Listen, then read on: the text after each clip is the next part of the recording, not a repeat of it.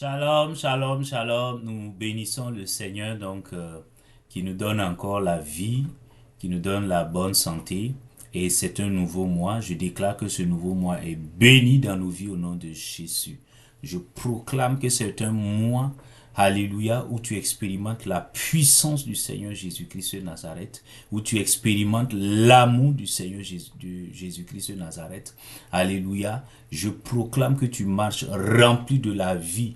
Là où la mort voulait frapper, la vie vient au nom de Jésus. Là où tu étais dans tes faiblesses, le Seigneur te relève, te restaure au nom de Jésus. Là où tu étais confronté à des situations difficiles, la sagesse de Dieu vient en toi et te donne les solutions au nom de Jésus. Je proclame que tu marches, alléluia, rempli maintenant de sagesse au nom de Jésus. Et tu marches dans la victoire. Tu marches dans la victoire. Ce mois est béni dans ta vie au nom puissant de Christ Jésus.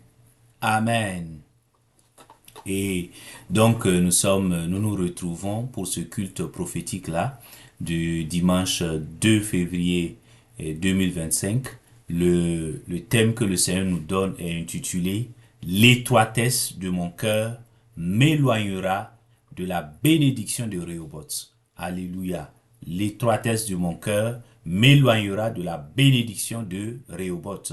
Et donc nous nous appuyons sur 2 Corinthiens chapitre 6 versets 11 à 13 et nous lisons la parole de Dieu. Il dit, c'est l'apôtre Paul qui parle ici aux chrétiens de Corinthe. Il dit, notre bouche s'est ouverte pour vous, notre cœur s'est montré large. Vous n'êtes pas à l'étroit au-dedans de nous, mais c'est en vous-même que vous êtes à l'étroit. En contrepartie, je vous parle comme à mes enfants, montrez-vous large vous aussi. Alléluia. Gloire au Seigneur. Nous avons vu le dimanche passé par la grâce du Saint-Esprit que pour vivre la bénédiction de l'élargissement, la bénédiction de Rehoboth, nous devions donc nous éloigner de toute forme d'idolâtrie. Alléluia. Et le Saint-Esprit nous conduit pas à pas encore. Et ce dimanche-là, nous voyons également un autre élément dont il faut prendre conscience. Alléluia. Et sur lequel donc nous devons prier. C'est bien évidemment l'étroitesse du cœur. L'étroitesse du cœur. Alléluia. Quand on parle d'étroitesse du cœur, à quoi fait-on référence? Quand on parle de Rehoboth, à quoi fait-on référence? Pour rappel, la bénédiction de Rehoboth, la bénédiction de l'élargissement, alléluia, est une bénédiction divine, alléluia, qui t'amène d'un point A vers un point B plus amélioré. Par exemple, un enfant de Dieu qui est dans la maladie et le Seigneur l'amène dans la situation de guérison miraculeuse là, bénéficie de la bénédiction de Rehoboth. Quelqu'un qui était donc dans la honte, dans la confusion, le Seigneur l'amène dans une dimension de victoire, de sagesse et dans la bénédiction de l'élargissement Rehoboth. Alléluia. Quelqu'un qui était dans la misère, la pauvreté constante et le Seigneur dans sa grâce le retire de là et l'amène donc dans l'abondance, vit la bénédiction de Rehoboth. Alléluia. Quelqu'un qui était donc tout le temps dans la défaite, dans l'échec en tant qu'enfant de Dieu, le Seigneur vient là et l'amène dans la victoire face à ses ennemis-là. Il est en train donc de jouir pleinement de la bénédiction de Rehoboth. Alléluia. Quelqu'un qui était face à une situation de mort, le Seigneur l'amène à la vie, est en train donc de vivre la bénédiction de l'élargissement. Quelqu'un qui était confronté à une situation d'improductivité, de stérilité, le Seigneur l'amène dans la productivité, dans la fécondité, est en train de jouir de la bénédiction de l'élargissement. Alléluia. C'était juste un petit rappel pour que tu comprennes, mon frère, ma soeur. Alors, l'étroitesse du cœur veut dire l'égoïsme du cœur. Paul utilise ici ce symbole-là pour attirer l'attention des chrétiens de Corinthe. Amen. Il leur dit, vous êtes à l'étroit. Alléluia. Vous êtes à l'étroit. Et dans la version de Louis II, il dit, vos entrailles se sont rétrécies. Voilà. Et donc, il est extrêmement important que tu comprennes que l'étroitesse du cœur peut être un obstacle sérieux à la manifestation, à la jouissance de la bénédiction de Rehoboth dans ta vie. Alléluia. Donc, alors qu'est-ce que l'égoïsme? De manière courante, l'égoïsme, c'est le fait que on soit attaché, alléluia, de manière excessive à soi-même, le fait que on puisse véritablement rechercher exclusivement nos propres intérêts au détriment des autres. Donc, quand une personne manifeste ces choses-là, ces éléments, on dit de cette personne qu'elle est égoïste. Donc, un cœur étroit ici, mon frère, ma soeur, il faut le comprendre, comme un cœur égoïste, alléluia, qui ne recherche que son propre intérêt. Amen. Au détriment donc de celui des autres. Donc, c'est important donc que nous puissions donc comprendre donc ces termes-là avant de pouvoir avancer. Alors, donc tu peux noter quels sont les différents signes par lesquels on peut reconnaître qu'un enfant de Dieu a un cœur étroit. Alors, la Bible nous donne quelques éléments, quelques signes là, quelques caractéristiques en plusieurs éléments. Alors, le premier élément, un enfant de Dieu a un cœur égoïste, un cœur donc étroit, lorsque donc cet enfant de Dieu n'aime que sa propre personne. Voilà. Or, Jésus dit dans sa parole, dans Jean 13, verset 13, Jean chapitre 13, verset 34, il dit, aimez-vous les uns les autres comme je vous ai aimé. Donc, Dieu n'appelle pas un enfant de Dieu à avoir un cœur égoïste, non, mais plutôt un cœur altruiste. Alléluia. Mais ici, on reconnaîtra un enfant de Dieu qui a un cœur étroit par le fait que il a un amour excessif pour sa propre personne. Voilà, c'est le moi. Même dans une amitié, c'est d'abord ses intérêts qui comptent. Dans une relation amoureuse, ce sont ses intérêts qui comptent.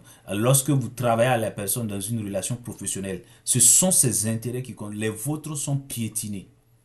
Voilà. Donc, quand ce genre de personne-là a un cœur étroit, les entrailles de cette personne sont rétrécies. C'est cette image que l'apôtre Paul utilise. Est-ce que tu comprends? Amen. Donc, une telle personne également, amen, une personne égoïste qui a un cœur étroit, peut véritablement donc, elle peut vouloir qu'on l'aime excessivement et exclusivement. Voilà. Il y a donc de ces personnes-là également.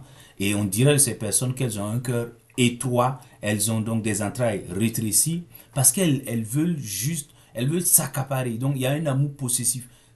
Tu n'aimes, alléluia. Elle veut qu'on les aime exclusivement et qu'on déteste les autres. Oui. Et donc là, ça pose problème. Amen. Lorsque tu es dans une situation où dans ton cœur, amen, tu n'aimes que ta propre personne, tu ne cherches que tes propres intérêts, tu as un cœur rétréci. Lorsque tu veux juste qu'on t'aime, tu ne veux pas partager l'amour avec les autres. Alléluia. Voilà, si par exemple, comme un enfant, tu veux qu'on t'aime, tu ne veux pas que les parents aiment tes frères et sœurs, alléluia, ou tu es dans une église, dans une assemblée, tu veux juste que le pasteur t'aime et qu'il rejette les autres. Non.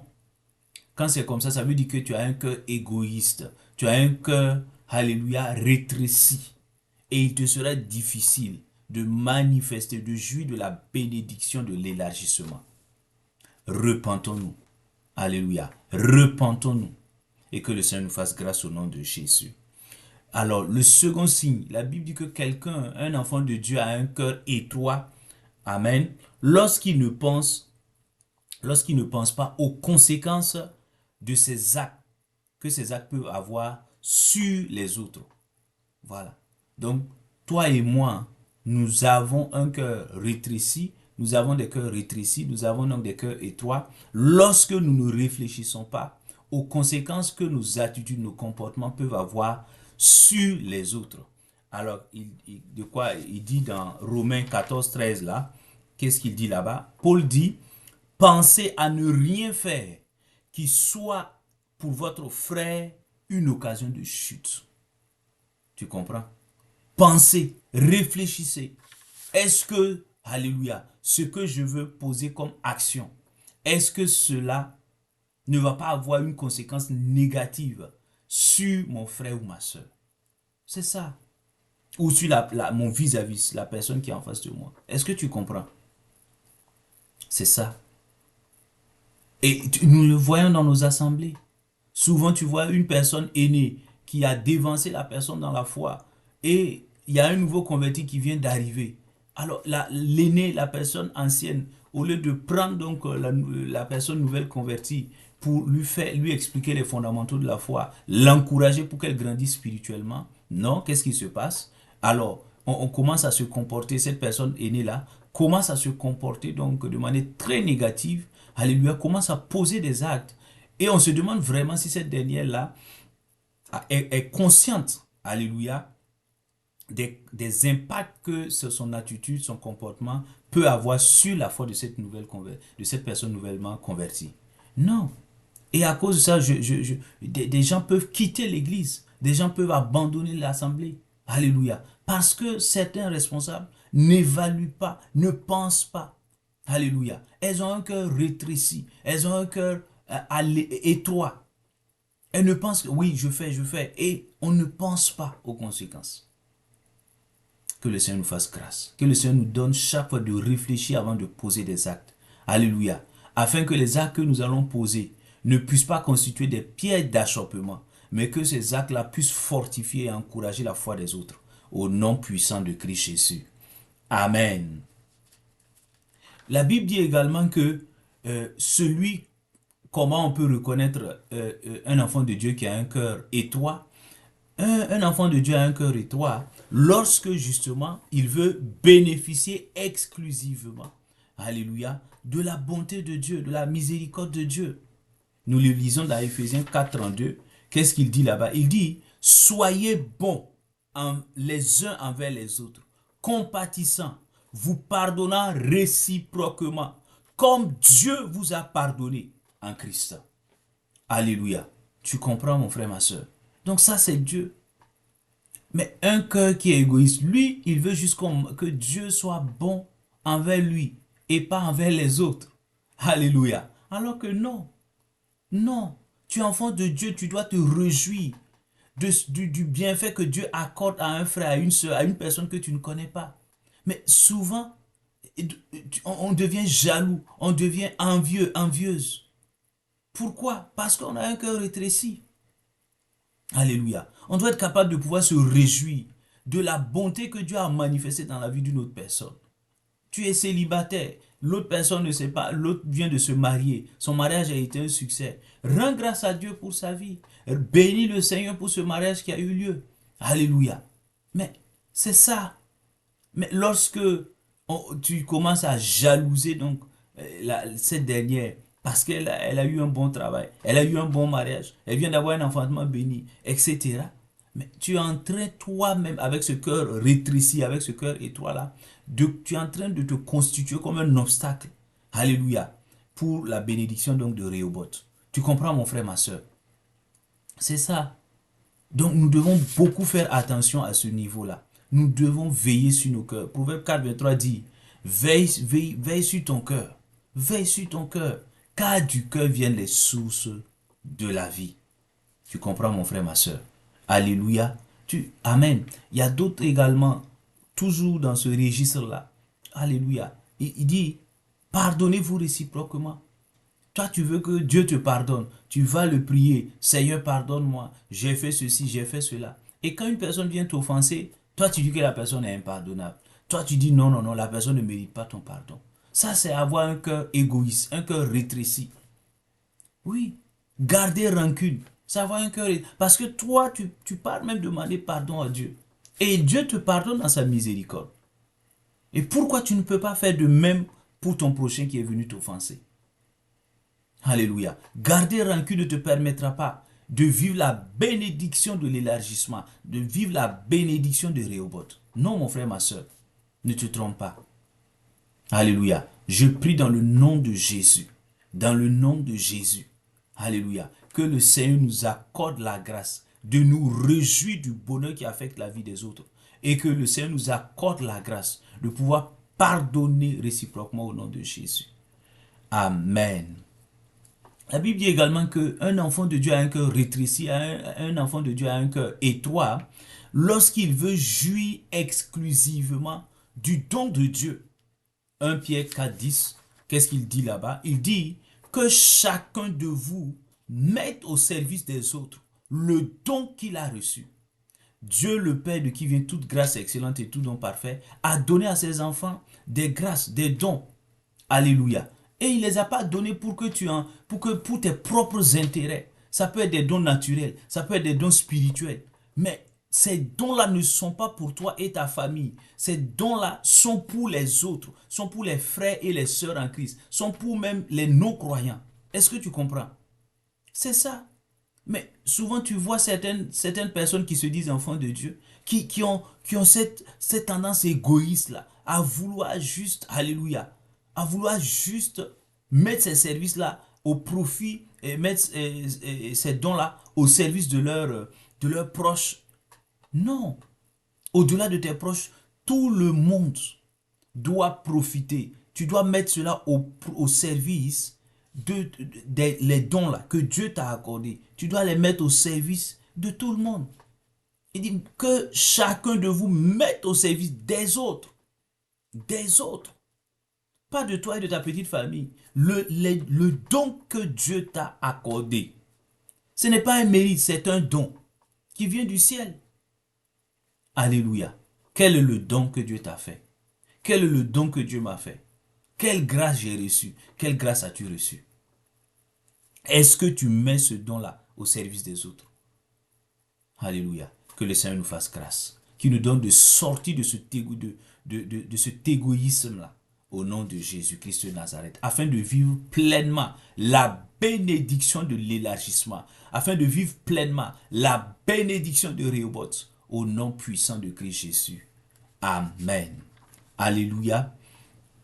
Également, la Bible nous interpelle en disant que un enfant de Dieu a un cœur rétréci, un cœur étroit, lorsqu'il veut exclusivement être le sujet de soins spirituels. Nous le lisons dans Colossiens 3,16 là et dans Jacques 5,16. Dans Colossiens 3,16, qu'est-ce qu'il dit? Il dit, c'est l'apôtre Paul qui parle, il dit, exhortez-vous les uns les autres en toute sagesse, par des psaumes, par des hymnes, par des cantiques spirituels. Alléluia. Dans Jacques 5,16, là, il dit, confessez donc vos péchés les uns aux autres et priez les uns pour les autres, afin que vous soyez guéris. Tu entends, mon frère, ma soeur? C'est ça. Donc, toi, quand tu veux seulement que le pasteur prie pour toi, tu veux juste que les frères et les sœurs, alléluia, viennent te rendre visite en te donnant des exhortations uniquement. Et toi, une fois que tu reçois la force du Seigneur, une fois que tu es restauré, est-ce que tu fais la même chose pour les autres? Il dit, exhortez-vous. Par quoi? Des psaumes, des hymnes, des cantiques. La dernière fois que tu as envoyé un psaume pour encourager quelqu'un, c'était quand? La dernière fois que tu as envoyé une adoration, un cantique de louange pour encourager la foi d'une sœur, d'un frère en Christ, même d'une personne non croyante, c'était quand? C'est moi. Moi. Oui, pasteur, priez pour moi. La dernière, toi tu pries. Est-ce que toi tu pries pour les autres? Quand tu vas dans le lieu secret, devant le Père de grâce, c'est une longue liste.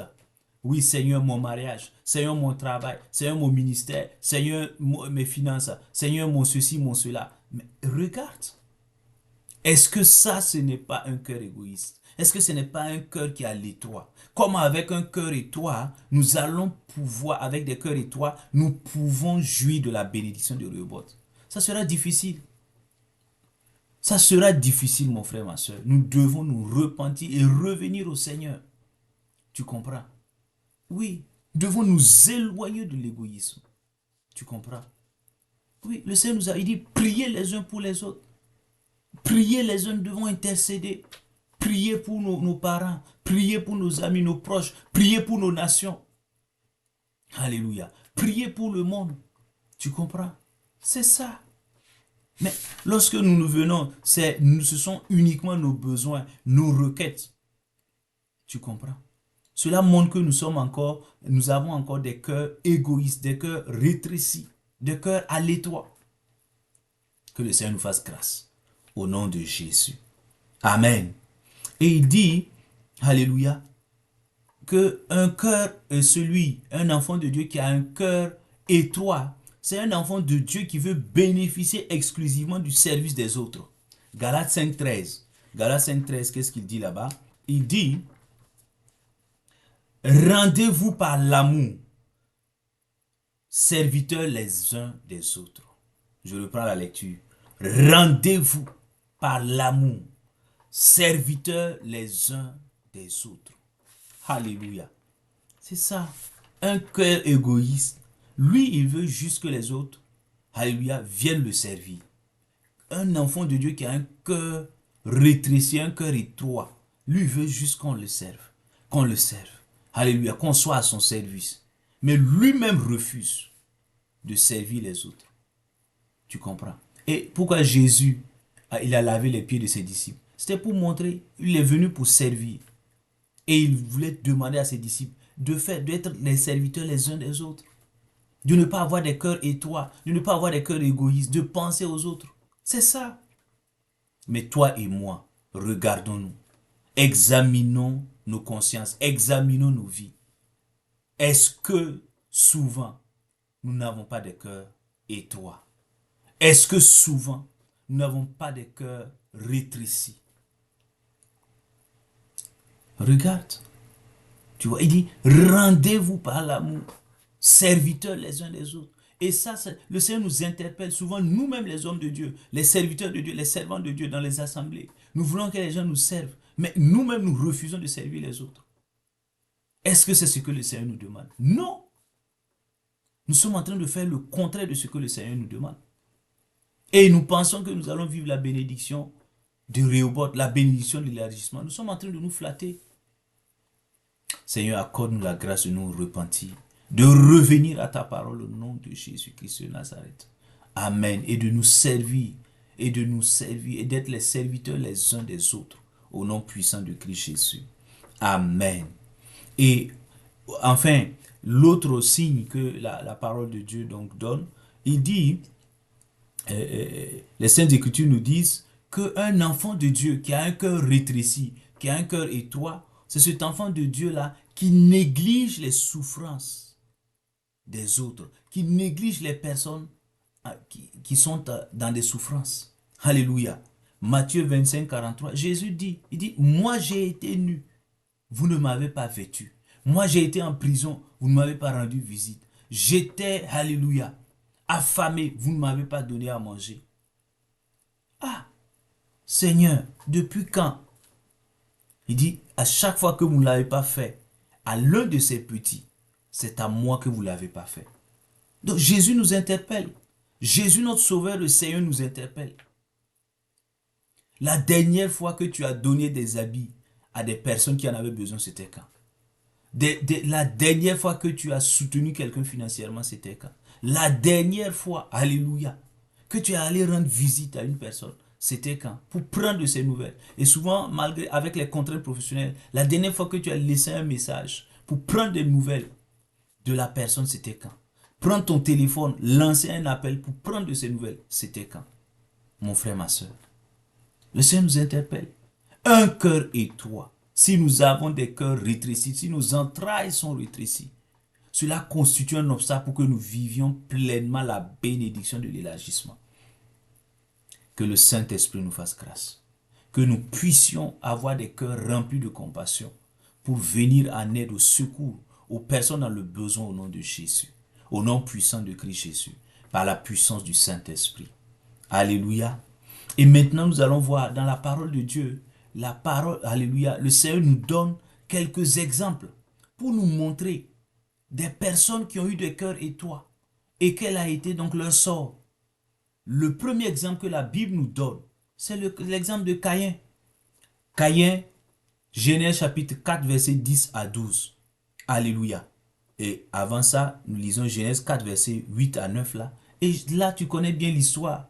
Amen. C'est Caïn avec son frère Abel. Abel fait une offrande que le Seigneur agrée. Alléluia. Et Caïn se met en colère. Ils sont dans le champ. Caïn donc très en colère. Avant qu'il ne tue son frère, Dieu vient le prévenir en disant, Caïn, traite bien avec la colère. Domine sur la colère.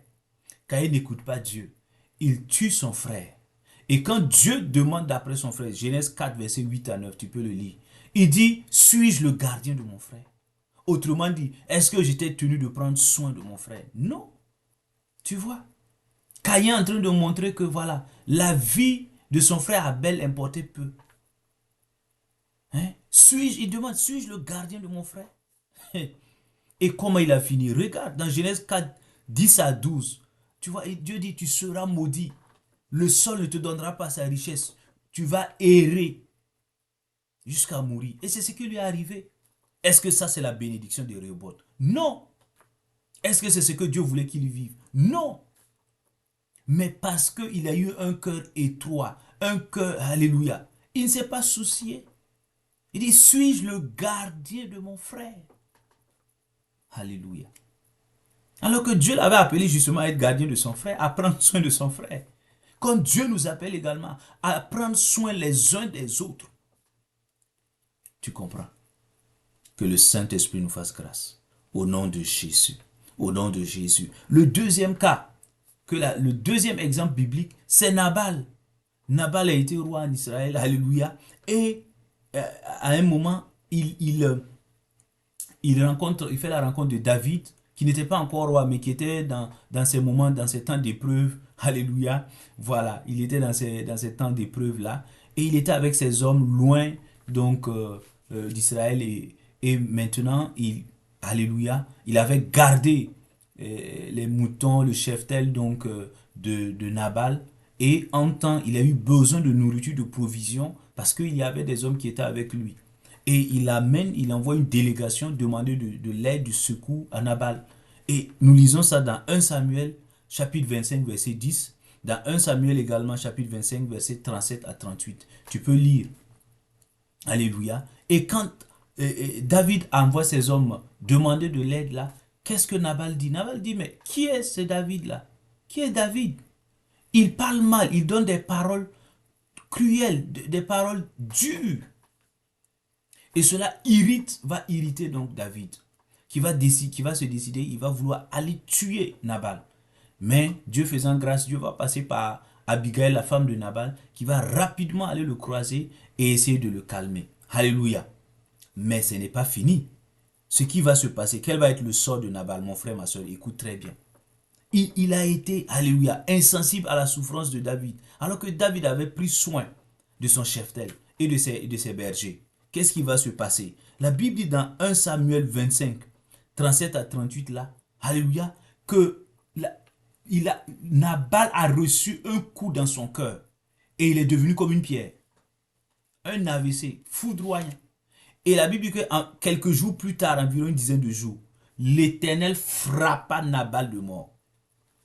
Est-ce que ça, c'est la bénédiction de Rehoboth? Ça, c'est la bénédiction de l'élargissement, ça? Non.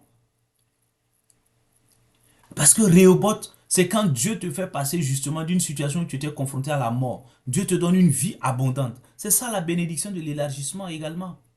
Tu comprends? Mais Nabal a été frappé. Pourquoi? Parce qu'il a eu un cœur étroit, un cœur rétréci, un cœur égoïste. Il ne voulait pas partager sa nourriture. Est-ce que toi, quand tu en as, en termes de provision, est-ce que tu partages avec ceux qui n'en ont pas?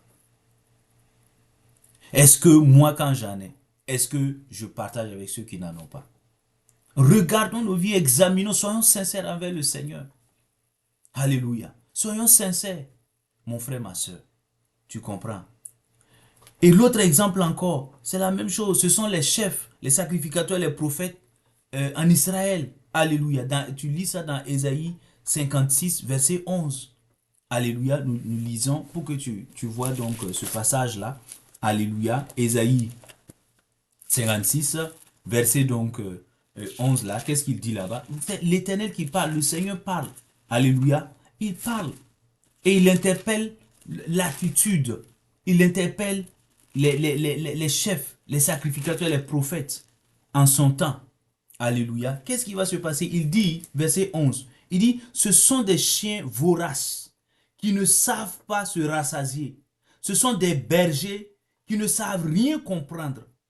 Tous suivent leur propre voie, chacun selon son intérêt exclusivement. Waouh! Tu vois? Et qu'est-ce qui va se passer? Quel va être le sort de ces chefs-là en Israël? Remontons au verset 9. Ésaïe 56, là, verset 9. Dieu dit, vous tous, animaux des champs, venez pour manger. Vous tous, animaux de la forêt. Autrement dit, Dieu dit qu'il va livrer ces gens-là, ces bergers infidèles-là, ces bergers au cœur égoïste-là. Il va les livrer aux bêtes féroces de la forêt. Tu comprends? C'est ça. Parce que, alléluia, Dieu dit, tous suivent leur propre voie, chacun selon son intérêt exclusivement. Et regarde leur sort. Il n'est pas du tout enviable. Alléluia. Et regardons maintenant, mon frère, ma soeur. Regardons, autre exemple biblique là, de personnes qui ont eu des cœurs larges. Et quel a été leur sort? Premièrement, prenons le cas de Joseph. Joseph, donc, l'un des fils donc, de Jacob là. Alléluia. Et nous regardons, tu connais bien l'histoire. Je t'invite à lire Genèse 50, verset 21 et tout le chapitre. Tu verras. Et Joseph va être vendu par ses frères. Alléluia. Il va souffrir. On va l'amener en esclavage en Égypte. Il va aller en prison à la maison de la maison de Potiphar. Ensuite en prison, etc. Et il va devenir ministre, premier ministre en Égypte. Tu connais bien l'histoire. Alléluia. Mais ici, qu'est-ce que Joseph va dire? Qu'est-ce que Joseph va dire? Genèse chapitre 50. Alléluia. Qu'est-ce que Joseph va dire? Genèse chapitre 50 là. À partir donc du verset 21, nous lisons la parole de Dieu. Tu vas voir, nous allons voir le cœur de Joseph. Est-ce que c'était un cœur étroit ou bien c'était un cœur large? Mon frère, ma soeur. Genèse chapitre 50 là. À partir donc du verset 11 là. Nous lisons la parole de Dieu. Qu'est-ce qu'il dit là-bas? 21, à partir du verset 21. Il dit, je lis la parole de Dieu, il dit, Amen, il dit, maintenant, soyez donc sans crainte. Je vais pourvoir à tous vos besoins et à ceux de vos enfants. Joseph les consola en parlant à leur cœur. Mais nous remontons au verset 20. Joseph dit, vous aviez formé le projet de me faire du mal. Dieu l'a transformé en bien pour accomplir ce qui arrive aujourd'hui et pour sauver la vie d'un peuple nombreux. Alléluia. Tu comprends? Ici, Joseph aurait pu être rempli de rancune, de rancœur, parce que ses frères l'ont fait du mal. Et il se retrouve dans une position délicate où le pays est frappé, donc leur pays est frappé donc par la famine et ils viennent en Égypte pour avoir des vivres. Est-ce que tu comprends? Et qui est le premier ministre là? Alléluia, qui peut prendre des grandes décisions. C'est leur frère Joseph. Leurs frères, les frères de Joseph ne le reconnaissent pas à cause donc de son accoutrement, de sa position élevée. Mais lui, Joseph, il reconnaît tout de suite ses frères. Et il dit quoi? Il dit, soyez sans crainte. Il dit, je vais pourvoir à tous vos besoins et à ceux de vos enfants. Alléluia. Regarde le cœur de Joseph. Est-ce que c'était un cœur revanchard? Est-ce que c'était un cœur étroit? Il aurait pu dire non. Bon, moi je mange suffisamment à satiété ici, que mes frères qui m'ont fait du mal, ben, qu'ils périssent. Non. Joseph a eu un cœur large. Et il est resté dans la gloire du Seigneur. Tu comprends? Regarde la fin de Joseph. Il a la bénédiction de Rehoboth qui était son partage. Alléluia. Parce qu'il a refusé d'avoir un cœur étroit, un cœur égoïste. Tu comprends, mon frère, ma soeur? Regardons également le cas de Paul, l'apôtre Paul. 1 Corinthiens chapitre 10 là, nous lisons la parole de Dieu. Tu vas voir également que dit l'apôtre Paul. L'apôtre Paul, c'est ce serviteur de Dieu là, alléluia, que Dieu donc va utiliser puissamment avec des dons, alléluia, les dons de l'esprit, hein, qui va avoir des révélations extraordinaires que Dieu va utiliser. Dieu va se servir de lui comme un vase d'honneur. Tu comprends? 1 Corinthiens chapitre 10, verset 33. Que dit donc l'apôtre Paul? Il dit, je lis la parole de Dieu, 1 Corinthiens donc 10, 33. Il dit, je commence à partir du verset 32. Ne soyez une pierre d'achoppement ni pour les Grecs, ni pour les Juifs, ni pour l'église de Dieu. Comme moi aussi, je me rends agréable en tout et à tous, cherchant non mon avantage, mais celui du plus grand nombre, afin qu'il soit sauvé. Cherchant non mon avantage, mais l'avantage du plus grand nombre, afin qu'il soit sauvé. Regarde le cœur altruiste de Paul. Alléluia. Malgré la grâce qui reposait sur lui, malgré l'onction qui était sur lui, alléluia, malgré tout ce qu'il avait reçu comme révélation, amen, il était un instrument entre les mains du Seigneur. Regarde, il dit, je ne cherche pas mon propre intérêt, mais je cherche l'intérêt, l'avantage du plus grand nombre, pour qu'il soit sauvé. Alléluia. Pas étonnant que le Seigneur ait continué à l'utiliser puissamment, pas jusqu'à la fin de sa vie. Alléluia. Pas étonnant qu'il ait marché dans cette gloire-là du Seigneur. Amen. Avec la bénédiction de l'élargissement. Pourquoi? Parce que il ne cherchait pas toujours son intérêt personnel, mais il cherchait aussi l'avantage des autres, du plus grand nombre. Un cœur altruiste. Le cœur de Paul n'était pas à l'étroit. Tu comprends? Il dit pour qu'il soit sauvé. Est-ce que toi, tu prêches depuis que tu as reçu la grâce d'être sauvé en Jésus? Est-ce que tu témoignes de Jésus? Parce que c'est ça, chercher l'avantage du plus grand nombre. C'est aller chercher les brebis perdues du Seigneur. C'est aller chercher les âmes qui sont là. Alléluia. Pour qu'elles viennent dans la bergerie du Seigneur Jésus. Tu comprends? Est-ce que tu le fais? Est-ce que je le fais? Est-ce que nous faisons cela? Est-ce que nous cherchons l'avantage du plus grand nombre? Mon frère, ma soeur, tu comprends? Et enfin, pour terminer, notre modèle parfait, le Seigneur Jésus-Christ lui-même. Alléluia. Nous lisons donc dans 2 Corinthiens chapitre 9 et 2 Corinthiens chapitre 8, verset 9. Alléluia. Notre modèle parfait, regarde ce que le Seigneur lui-même nous donne comme exemple. 2 Corinthiens chapitre 8, verset 9. Il dit quoi? Car, ça c'est l'apôtre Paul qui parle, car vous connaissez la grâce de notre Seigneur Jésus-Christ, qui pour vous s'est fait pauvre, de riche qu'il était, afin que par sa pauvreté vous soyez enrichis. Alléluia. Regarde ici l'altruisme du Seigneur. Regarde la largesse du Seigneur. Regarde. Lui qui était, alléluia, riche à tous égards, il s'est fait pauvre sur la croix pour que nous soyons enrichis à tous égards.